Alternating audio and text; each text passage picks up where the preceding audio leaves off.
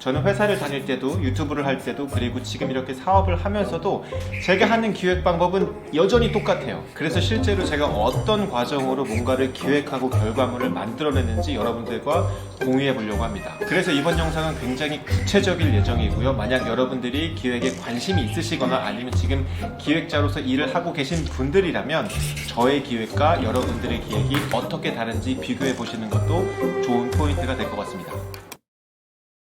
저의 기획의 프로세스는 명확한 편입니다. 첫 번째, 무엇이 하고 싶은가, 바로 이상향에 대한 이야기죠. 그리고 두 번째는 내가 가진 무기는 무엇인가, 이건 현실 세계에서 내가 갖고 있는 무기를 말하는 거고, 세 번째는 내가 가진 무기로 어떻게 할 것인가 라는 건데, 내가 가진 무기로 현실을 뿌개면서 이상으로 도달해가는 그 과정, 이게 제가 하는 기획의 처음과 끝이라고 보시면 될 것 같아요. 그럼 첫 번째로 무엇을 하고 싶은가입니다. 회사를 그만두고 유튜브를 본격적으로 하면서 주식회사 이상하다를 세웠죠. 이 시점에서 제가 가장 하고 싶은 것은 무엇이었냐면 바로 생존이었어요. 회사랑 유튜브를 병행할 때는 재밌는 걸 하면서 돈도 벌면 좋겠네 였다라고 하면, 이제는 돈을 버는데 재밌는 걸 하면서 벌면 더 좋겠어가 된 거예요. 그러니까 우선순위가 재미에서 생존으로 바뀐 거죠. 유튜버가 생존하기 위해서는 수익 파이프라인이 있어야 되잖아요. 저의 수익 구조를 가장 큰 것부터 쭉 나래비를 세우면, 첫 번째가 광고, 두 번째가 강연, 세 번째가 인세, 네 번째가 뭐 각종 미디어 출연이나 기고 같은 것이고, 그 다음이 이제 조회수 수익, 이렇게 되는데, 여기서 중요한 건 가장 큰 비중을 차지하는 광고와 강연, 이 두 가지가 굉장히 수동적인 파이프라인이라는 거예요. 누군가가 요청이 올 때까지 기다려야 되기 때문에 지속 가능한가의 여부를 내 스스로 판단할 수 없다는 게 가장 큰 문제였습니다. 그래서 제가 찾은 결론은 커머스로 기본 틀을 다지고 그 위에서 내가 하고 싶은 것들을 한다였어요. 그럼 이제 하고 싶은 것은 명확해졌죠. 넌 뭘 하고 싶어? 저 지금 커머스 하고 싶어요. 그리고 여기서 한 뎁스 더 들어가야 돼요. 그러면 어떤 방식의 커머스를 하고 싶어 까지는 정의를 해줘야 되는 겁니다. 저 같은 유튜버나 SNS 인플루언서들이 커머스에 접근하는 방법은 크게 세 가지 정도가 있는 것 같아요. 첫 번째는 바로 공동구매입니다. 그러니까 생산에는 관여하지 않고 상품의 판매만 담당하는 거죠. 그러니까 이거는 판매자의 영역이라고 볼 수 있어요. 가장 큰 장점은 상품 소싱에 품이 안 들기 때문에 한번 좀 팔아보고 더 좋으면 2차, 3차 계속 팔아. 그리고 심지어는 일주일에 월화수목금 다 다른 상품으로 판매할 수가 있습니다. 수익률도 나쁘지 않은 게, 저한테 제안 들어오는 것만 보더라도 평균적으로 25에서 30% 정도를 이 판매를 통한 수수료로 가져갈 수 있는 구조가 나오더라고요. 이게 가능하다 보니까 컨텐츠 위주의 뭐 100만, 200만 인플루언서보다 세일즈, 그러니까 판매 위주의 3만, 5만 마이크로 인플루언서가 훨씬 더 돈을 많이 가져가는 것들을 뭐 정말 수두룩빽빽하게 볼 수 있죠. 누군가는 이걸 보면서 쉽게 돈 번다라고 생각할 수도 있지만, 어떻게 보면 백화점이나 홈쇼핑이 하던 일을 인플루언서가 대신 해주는 것 뿐이에요. 그러니까 판매 채널의 역할을 하고 그에 대한 수수료를 가져간다라고 보면 될 것 같아요. 두 번째는 바로 콜라보입니다. 첫 번째 공동구매가 생산자의 역할만 했었다면, 콜라보부터는 이 상품 저의 상품입니다 라고 이야기할 수 있는 생산자의 영역으로 확대된다고 볼 수 있어요. 하지만 실제로 들어가 보면 이 상품에 대한 전문성이나 기술력은 기업이 갖고 있는 경우가 대다수이기 때문에 인플루언서의 역할은 어떻게 보면 제한적일 수 있죠. 디자인과 마케팅, 홍보적인 부분에 관여를 하고, 대부분 생산, 제작, 배송, CS 이런 부분들은 기업이 담당하는 경우가 거의 대부분이라고 보면 될 것 같아요. 게다가 제작과 재고에 대한 리스크는 대부분 기업이 지기 때문에 리스크도 별로 없어요. 하지만 이런 좋은 기업과의 콜라보는 뭐 100만 이상 되는 이런 유튜버들이 아니면 접근하기 힘든 게 사실입니다. 그래서 이쪽 메인 시장이 아닌 이 새로운 시장이 있는데, 여긴 뭐냐면 뭐 3만, 5만, 10만, 20만 이런 작은 인플루언서들, 이들에게 물건을 공급해주는 에이전시가 있어요. 이 에이전시들은 식품, 잡화, 가전, 뭐 별의별 공장들과 다 연결되어 있는 포트폴리오를 갖고 있어요. 이걸 가지고 인플루언서한테 가서, 야, 너 거 우리가 만들어줄게, 너가 한번 팔아봐, 그리고 수익 쉐어하자 라고 하는 비즈니스가 형성이 되는 거죠. 성사가 되면 에이전시에서는 보통 5에서 10%의 수익을 가져가고, 인플루언서는 20에서 30%의 수익을 가져가는 것이 일반적인 방법입니다.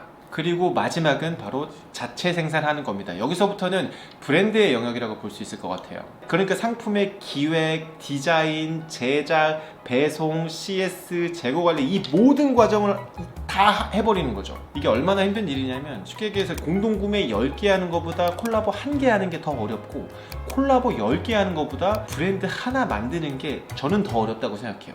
그래서 이 브랜드를 운영하는 건 최소한 팀 단위 혹은 기업 단위로 진행을 하고 있죠. 혼자서 이걸 다 커버한다. 그건 굉장히 비효율적인 것이고 어떻게 보면 미친 짓일 수도 있어요. 하지만 우리는 언제 성장한다?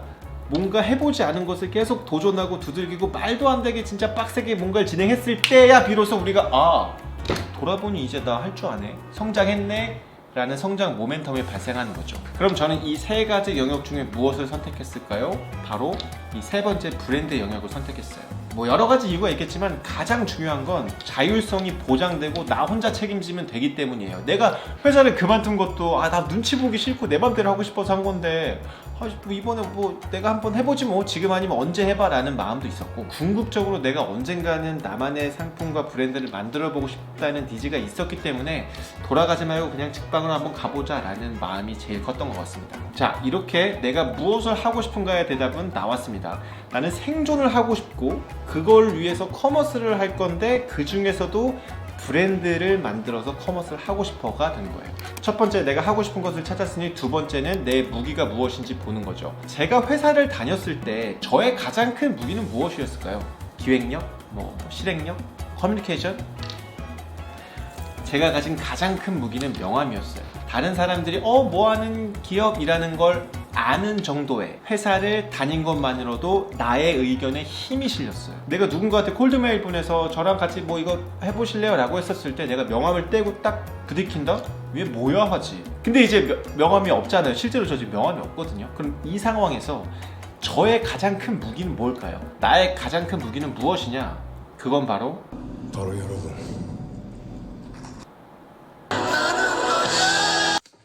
여러분이 지금 보고 계신 이 유튜브 채널이 저한테는 당연히도 가장 큰 장점이겠죠. 그러면 유튜브 채널 말고 내가 가진 장점, 내 본연에 가진 장점은 무엇인가 봤더니 하고 싶은 것이 많다는 거, 전 이게 되게 장점이라고 생각하고, 그리고 그걸 추진하려고 한다는 거, 그리고 한번 추진한 일은 꾸준히 한다는 거, 요 세 가지 정도가 저희가 갖고 있는 가장 큰 장점이라고 저는 생각하고 있어요. 그래서 여기까지를 종합해보면 유튜브를 기반으로 커머스를 추진한다. 그리고 여기까지가 기획부터 이 결과물이 나오기까지의 한 5% 정도를 차지하는 것 같아요. 정말 많이 잡아봐야 10%.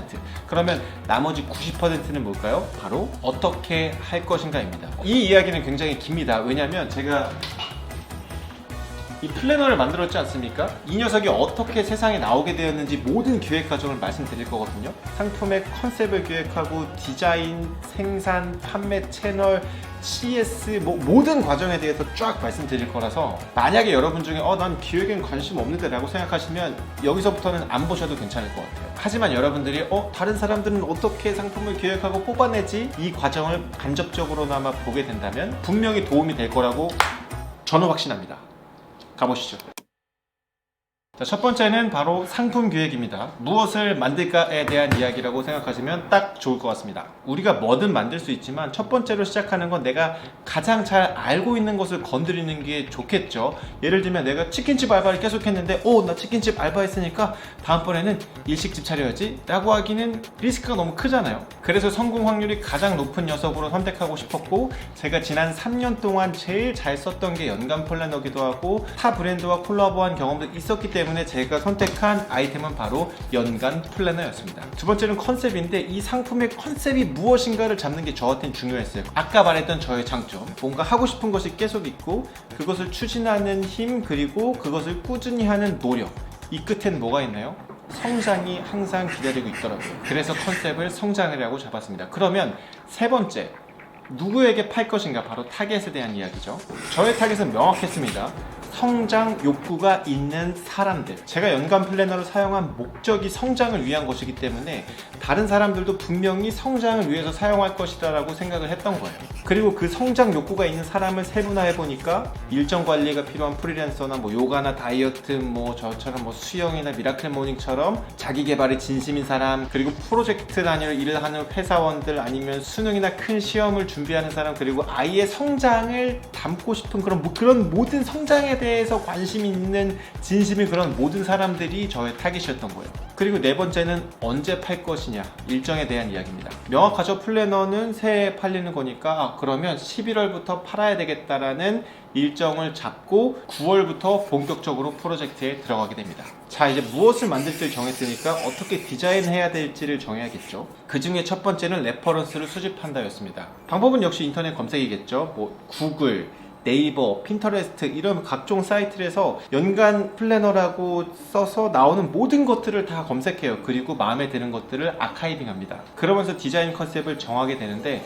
저 같은 경우에는 메모할 수 있는 공간이 최대한 많이 있었으면 좋겠다 였었고, 디자인 요소가 최대한 빠진 심플한 모양이었으면 좋겠다고 생각을 했어요. 왜냐면 이 플래너의 디자인은 처음 물건을 받았을 때 완성된 걸 보여주는 게 아니라 12월 31일까지 사용했을 때 이 디자인이 완성된다고 생각했거든요. 그러니까 내가 사용한 흔적만큼 나만의 디자인이 완성되는 거죠.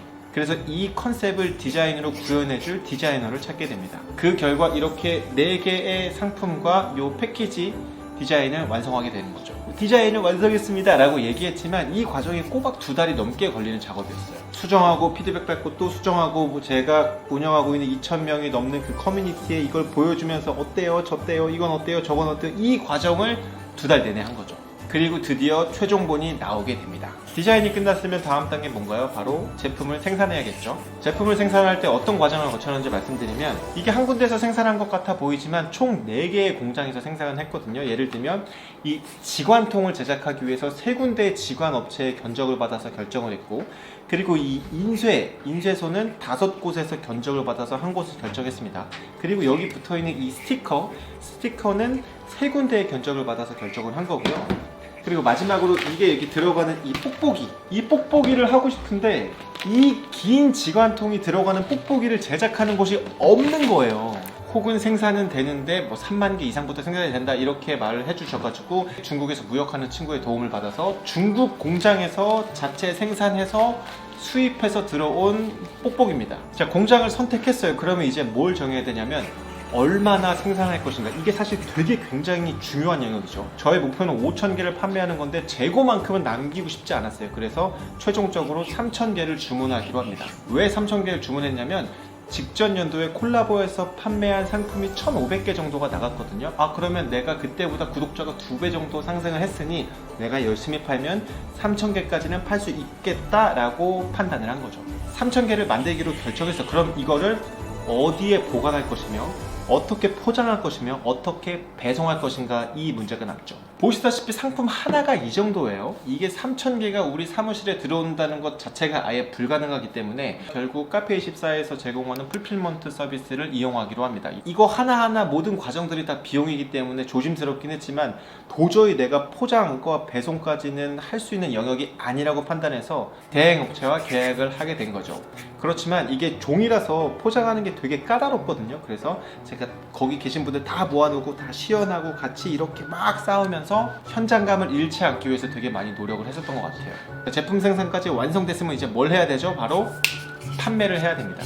첫 번째로 저한테 중요했던 거는 어디서 판매할 것인가 였습니다. 사실 상품 하나 같은 경우에는 스룩페이와 같은 SNS 결제 플랫폼을 사용하면 되게 편하거든요. 실제로 인스타나 블로그, 유튜브에서 판매하시는 대부분의 분들이 이 결제 플랫폼을 사용하시는 것 같아요. 쉽고 빠르고 간편하기 때문에. 근데 저는 그렇게 하고 싶지 않았어요. 기업이라면 홈페이지쯤은 있어야지 라고 생각해서 카페24의 홈페이지를 개설하게 됩니다. 물건 하나를 위해서. 두 번째로는 가격을 어떻게 할 것인가인데 이건 사실 되게 쉬운 문제였습니다. 왜냐면 저희 회사 이름이 뭡니까? 주식회사 이상하다죠. 이상이 저의 키워드이기 때문에 이상 뭐예요? 240.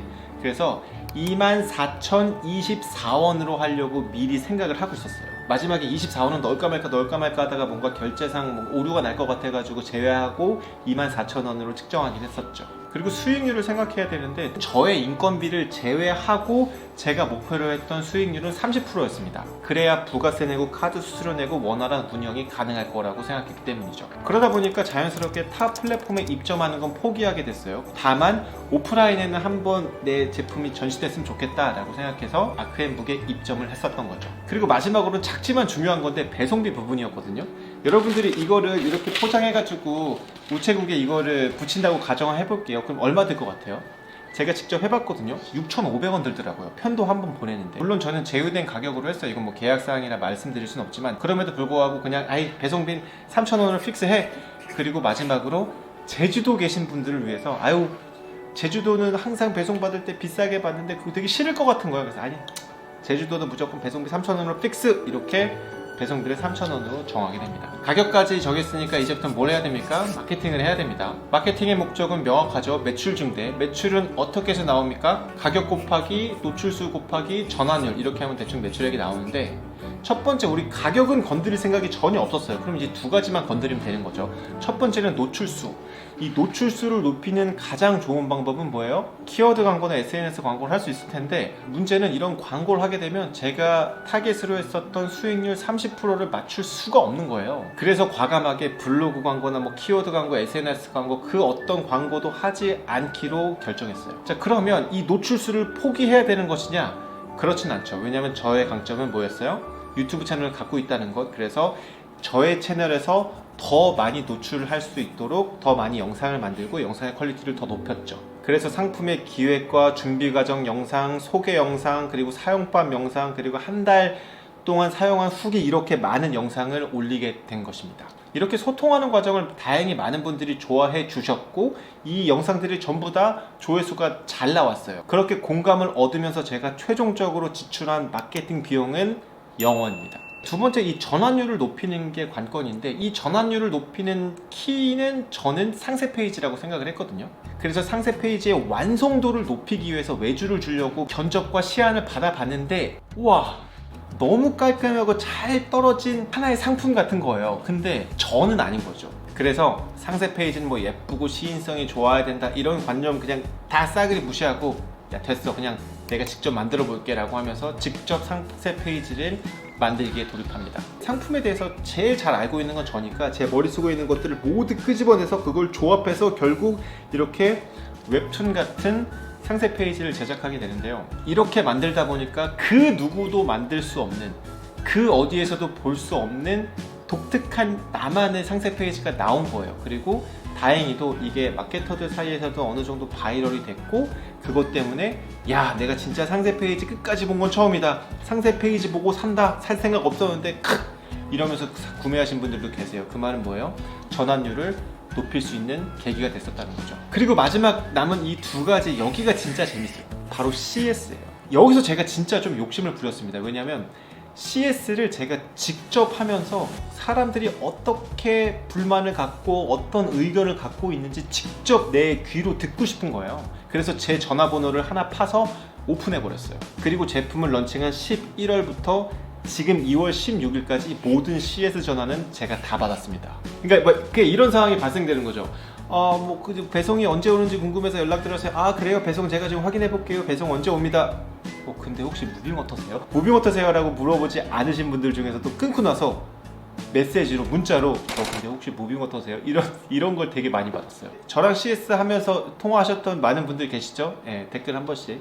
사실 제가 이걸 전화 계속 받고 게시판 관리 다 하고 이러면 제 일을 못 하잖아요. 그래서 이것도 사실 외부에 위탁을 주는 게 맞는데, 처음이니까 사람들이 어떻게 연락이 오는지가 너무 궁금한 거예요. 그래서 문의가 너무 폭주해서 내 일을 못할 정도가 되면 외주를 줘야 되겠다라고 해서 외주 업체까지 다 알아보고 단가 견적까지 받았거든요. 근데 놀랍게도 생각보다 전화가 너무 적게 오는 거예요. 많아봤자 하루에 2통? 왜 그런가 생각을 해봤더니 CS를 줄이기 위해서 정말 세부적이고 상세하게 이 제품의 사용 설명 영상을 올려놨었기 때문에 그런 게 아닐까라는 생각이 들었고, 두 번째는 상세 페이지에도 내가 고객 입장에서 필요할 것 같은 것들을 전부 다 넣어놨기 때문에, 그리고 계속해서 업데이트를 했기 때문에 그랬던 것이 아닐까라는 생각을 하고 있습니다. 자, 마지막은 재고와 반품관인데, 여기가 저에게 있어서는 정말 와우 포인트였었던 것 같아요. 일단 재고부터 말씀드리면 뭐 최초 생산했던 물량은 이미 다 완판이 됐고, 추가 생산했던 것들 그 중에서도 기본 사이즈는 다 완판되고, 대형 사이즈도 지금 기준으로 100개 미만으로 재고가 남아있기 때문에 아마 조만간, 아마 이 영상이 올라가 있을 때쯤이면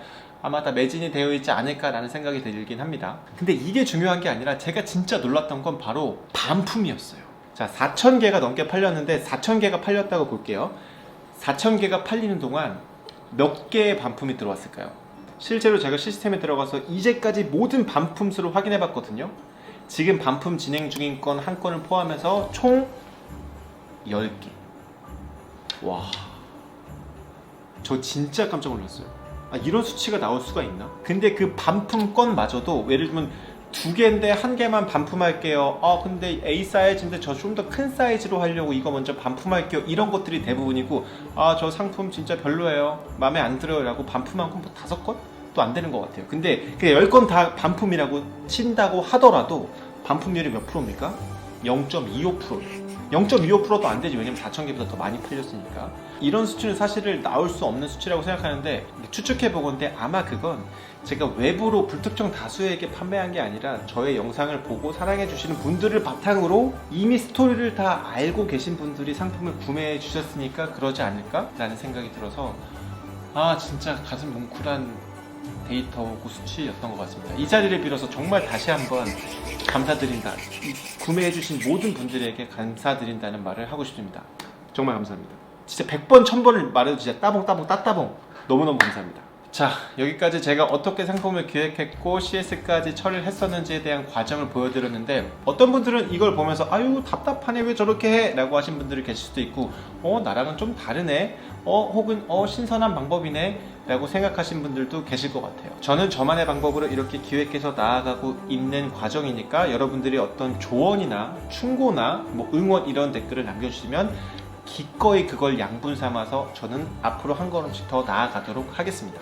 올해 커머스적으로는 5개의 상품을 런칭하는 것이 목표인데, 그중 첫 번째 상품이 지금 제작하고 있는 바로 이 세계 지도입니다. 이게 이상하면 떠오르는 거, 나의 이상, 난 세계 여행을 할 거야 라고 내 항상 어렸을 때 머릿속으로 꿈꾸던 그 지도.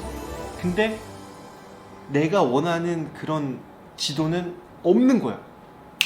내가 만들어야 되겠다. 내가 내 방에다가 둘 지도, 내가 내 아이들에게 주고 싶은 그 세계 지도를 만들어야 되겠다는 생각으로 지금 열심히 만들고 있고요. 이 다음 작품으로는 커피를 할 거고요. 그 다음엔 맥주잔을 만들 거고, 옷을 만들 거고, 연말에는 우리의 연말을 밝혀줄 이 캔들을 만들 건데, 각자의 다 카테고리가 달라요. 상당 부분 제 머릿속에서는 진행이 되고 있는데요. 아마 시장에서 좀처럼 보기 힘든 제품을 내기 위해서 노력할 것 같아요. 회사 이름이 주식회사 이상하다니까. 그래서 이 제품들을 선정한 의도들이 다 머릿속에 있거든요. 그런 것들, 그리고 어떻게 진행되고 있는지에 대한 영상은 너무 기니까 다음 영상쯤에서 말씀드리기로 하고, 앞으로도 저희 주식회사 이상하다는 이름이 갖고 있는 것처럼 이상을 꿈꾸고 이상의 노력을 하고 이상한 사람이 되는 것에 두려움을 갖지 않도록 하겠습니다. 앞으로의 저의 행보가 궁금하신 분들은 구독 버튼 누르시고, 너무 자주 오실 필요도 없습니다. 한 번씩 들리셔서 이 녀석들 잘 하고 있나 하고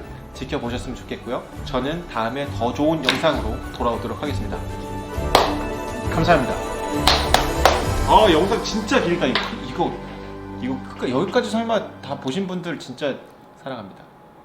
여러분들한테만 살짝 비밀을 말씀드리면, 저는 2월 28일부터 3월 3일까지 캄보디아에 봉사활동하러 갑니다. 비밀입니다.